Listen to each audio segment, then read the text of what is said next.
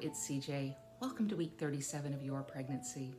Today I'm going to talk about what's happening with your tiny human, some of the more common symptoms that you might be having, what symptoms you need to be on the lookout for, and if you stick around, I will tell you everything you need to know about what is called a nesting urge. At 37 weeks, you are now considered term. You are early term, but term nonetheless.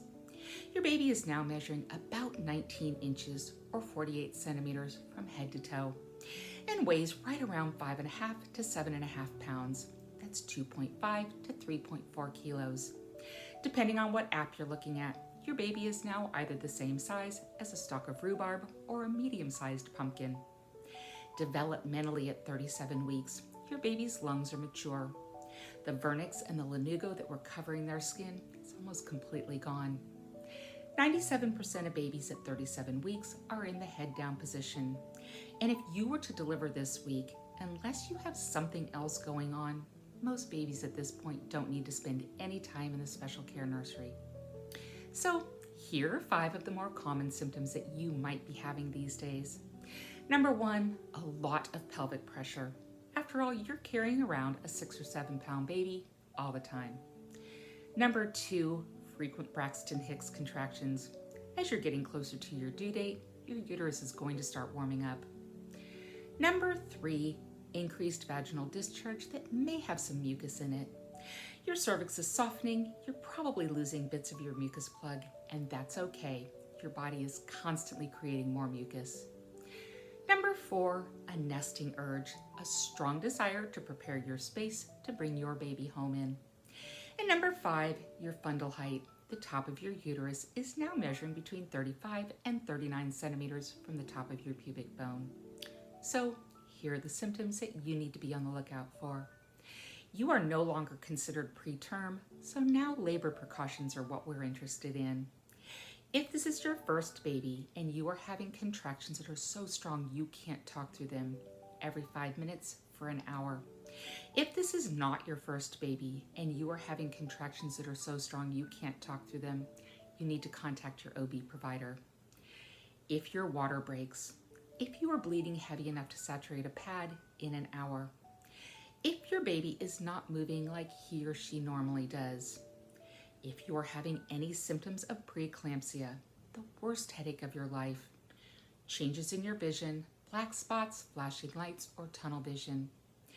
If you are having a burning sensation in your liver is located in the upper right-hand side of your abdomen, behind and below your right breast. And finally, if you have a sudden onset of severe swelling, please contact either your OB provider or your birth center right away. Hello, it's CJ. Since you've been pregnant or when you were pregnant, did either you or your partner experience a strong nesting urge? If so, what was the one thing that absolutely had to get done? I hope you'll let me know in the comment section below. For me personally, when I was pregnant, I was working in a neonatal intensive care unit. The day prior to giving birth, I felt an overwhelming need to clean the entire unit. I took monitors off of walls. I restocked and reorganized everybody's carts. I cleaned all the cords, folded them up neatly, and put them away. And 24 hours later, gave birth in that same hospital. So here's the thing, not everybody experiences nesting urges. For those that do, however, it usually happens a week or 2 before your due date. It is most likely a way for you to feel control over your situation, or a way to relieve stress associated with pre-baby jitters. That being said, if you are experiencing nesting urges, here's what I recommend. Number 1, if it's happening during the day, go for it. If it's at night, please stay in bed and get all the rest you can. Number 2, if you are a person who likes to cook, nesting urges can be a great time for you to prepare meals to put in the freezer to have when you get home from the hospital. Number 3, if you or your partner has not packed their bags yet, a nesting urge can be a really good time to take care of that. And number 4, if you are feeling a strong desire to clean, please try to avoid exposure to any kind of toxic or harsh chemicals. I do hope that this information has been helpful, and that if you have any questions, you'll leave those for me in the comment section below. And while you're in that comment section, I sure would appreciate it if you'd like, follow, or even share this video. Hello, it's CJ. Thank you so much for watching the entire video. I truly do hope that the information has been helpful.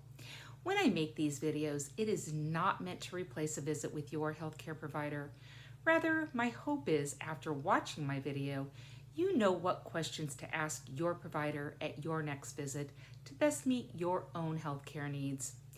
In the meantime, if there's any questions that I can answer, I hope you'll reach out to me. And finally, if you have not already subscribed to my channel, I'd really appreciate it if you did that.